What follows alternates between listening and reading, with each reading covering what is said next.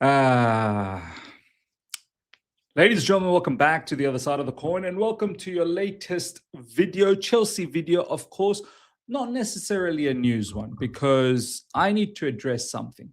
I have to address something and I'm going to be as careful and as measured as I can be with this video. I don't want to come across sounding arrogant. I don't want to come across sounding, condescending. I want to talk from the heart, but at the same time, I hope I'm able to convey a message by the end of this video where you guys can look at it and say that, okay, do you know what? Yeah, I see where he's coming from.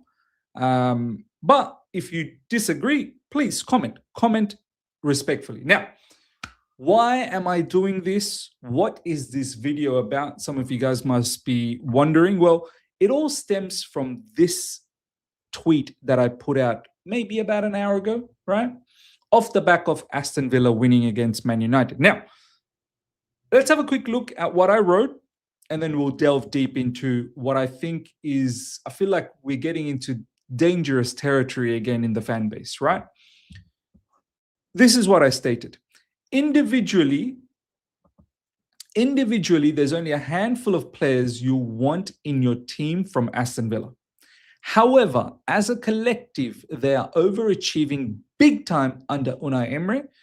This is what you want from your manager, getting the most out of your resources. Incredible consistency. And it comes off the back of Fabrizio Romano tweeting 10 wins in a row for Aston Villa and plus 10 points than Man United in the Premier League table.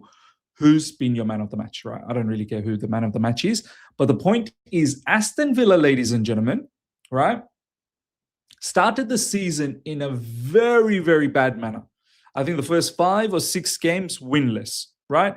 A lot of people, if you go back to the comments on social media, you'll see that a lot of people were dismissing Aston Villa at that point. And they were also dismissing Unai Emery. They were also dismissing the squad. A lot of people were dismissing Morgan Rogers as well at that time. It's all on social media. Have a look. Yeah, this is not me trying to make it up, right? I actually liked Morgan Rogers well before the abysmal start of this season. I actually thought I'd be a good acquisition if we got Morgan Rogers last summer because we were linked with him. And there was rumors that maybe Morgan Rogers was leaving as well. He was going out there on social media liking some of the stuff that Chelsea players are doing. And I thought that maybe there could be an opportunity. But as soon as the season started and the start Morgan Rogers and Aston Villa and Unai Emery had, a lot of people dismissed all of these individuals. All of these people, Unai Emery, Morgan Rogers, and Aston Villa as a whole. Now, all of a sudden, Aston Villa has conjured up a fantastic period of consistency where they've picked up a lot of points. And there's been times where they've played against teams like Brighton where they were 2-0 behind and actually came back to win the game 4-2. So I've watched Aston Villa a couple of times all throughout this fine form that they've had, that it's not necessarily just about the squad. Don't get me wrong, the squad's not bad, but it's not incredible. As I said in this tweet, if you individually look at the players, there's not that many that you're going to say, you know what, I'm taking him or I'm taking that person. I'm talking about not just from Chelsea, but from the entire spectrum of top clubs in the Premier League. But as a collective, you have to admit, Unai Emery has done a lot with what he's been given. And don't forget, Aston Villa are also a team that keeps losing players every season as well. Really, really good players that they've lost, right? Have a look at their transfers previously. I don't need to sit here and try and reel out all the names. Have a look at some of the players that they've lost, right? Since Unai Emery has come through. And it's all like they go out there and splash money either, okay? So I've commented that this is a perfect example where a manager, I barely see any sort of controversy in regards to Unai Emery. I don't see him talking out of line too often. And he just goes around, does his business. Right now, I don't know whether Aston Villa is going to be able to continue this. Maybe they won't be. Most likely, they might not be because the depth is not there. But This is a manager that is getting the most out of what he's got. Okay. Now, off the back of this, ladies and gentlemen, well, the comment's not here at the moment. The comment is deleted. PYS, and I'm not making this.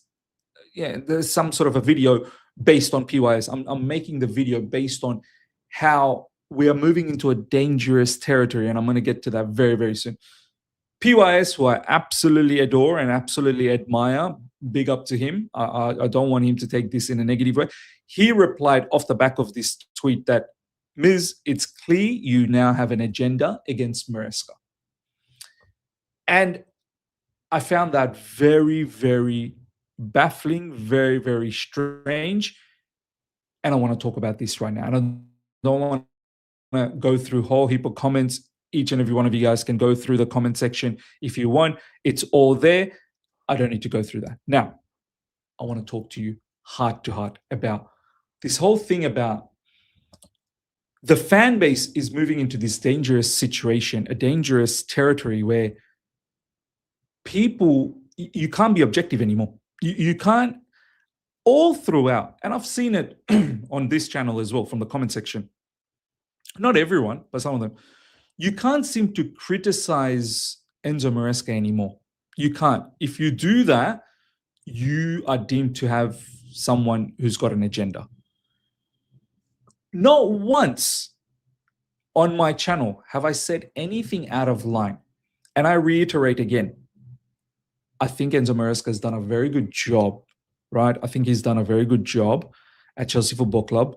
We got into Champions League position last season, had a fantastic final 7-8 matches. Conference League, what a sensational turnaround in that game.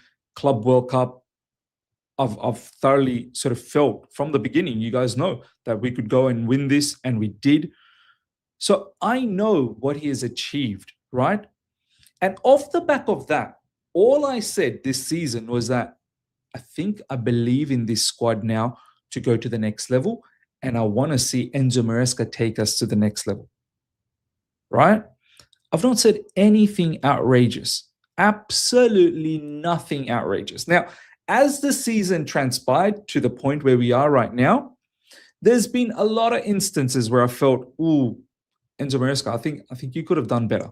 And it's not just me. I've seen you guys comment in the comment section whenever we're doing live watch-alongs, whenever we're doing any sort of, content. I've seen you guys say, oh, Enzo Maresca out, he's lost it, blah, blah, blah, blah, blah. I've never once said Enzo Maresca out. All I've said is that, okay, you know what? You could have done better preparation against Brentford or against Man United. Your substitutions were diabolical with a man down. Against Brighton, we should have been on the front foot and taken the game to them as opposed to, dropping back. Karabag. Against Atalanta, it was sabotage. It was absolutely sabotage. Against Leeds, the preparation, not understanding and not equipping the playing unit with that mentality that, hey, these are dangerous situations. I have to look at the manager. I have to. Those are not moments where I say, oh, it's on the owners or it's on the sporting directors. I know very well, more than anyone. Have a look at some of my videos for the past 3 seasons. There's 3 seasons worth of content with many different people where I've highlighted all the flaws about the owners and the directors. I don't need to keep repeating those again. And the other reason is I felt this season we now finally have something to work with. Now, that something isn't go out there and win the Premier League, but that something is at least stay with the hunting pack. We are good enough to do that. I've made it abundantly clear. Have a look at the live stream that I did earlier today with Ishan. That breaks it down perfectly. Now, we are getting into a dangerous situation where criticizing the manager is deemed to be having an agenda now. And it's not even like vile criticism. It's not even something that is so out of line. This path that we're entering, this is not good. When you start believing and and going after other fans. And as I keep repeating, this has got nothing to do with PYS or anyone. I've seen many other people talk in this manner. We are going to get ourselves into big trouble. Enzo Maresca, ladies and gentlemen, you still have to understand he's a developing manager.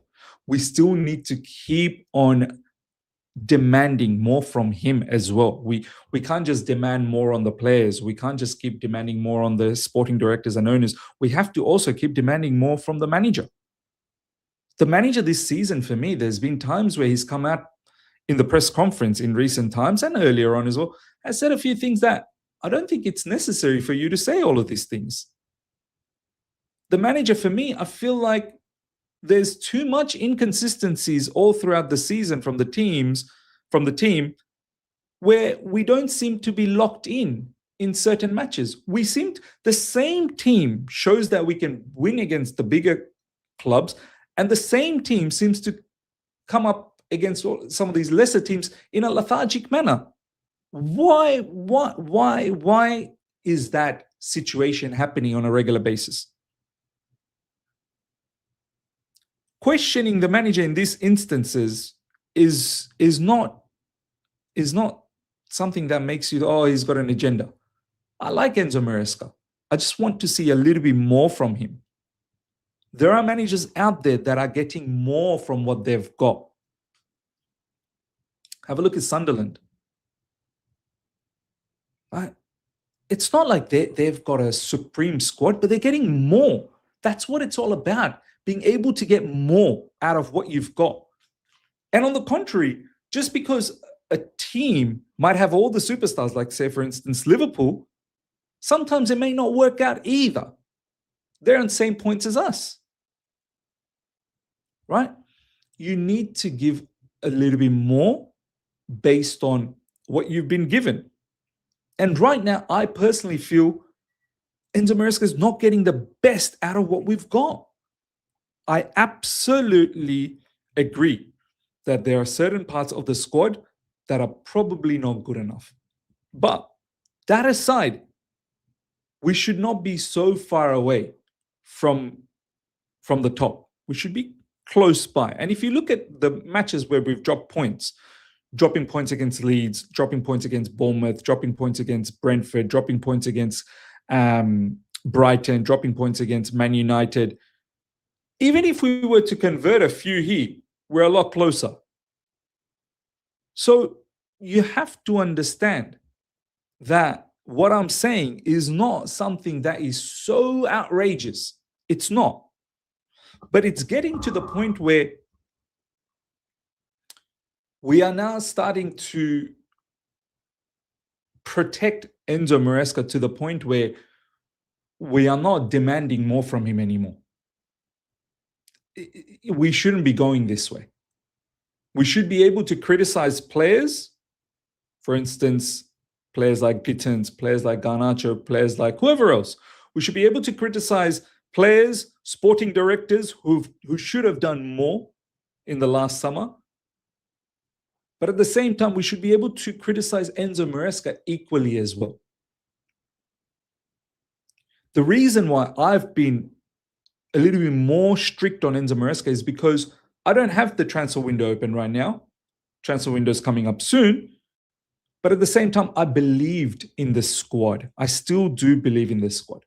That's why I'm a little bit more strict on Enzo Maresca, because the squad as an entirety is not a bad one. Is not a bad one.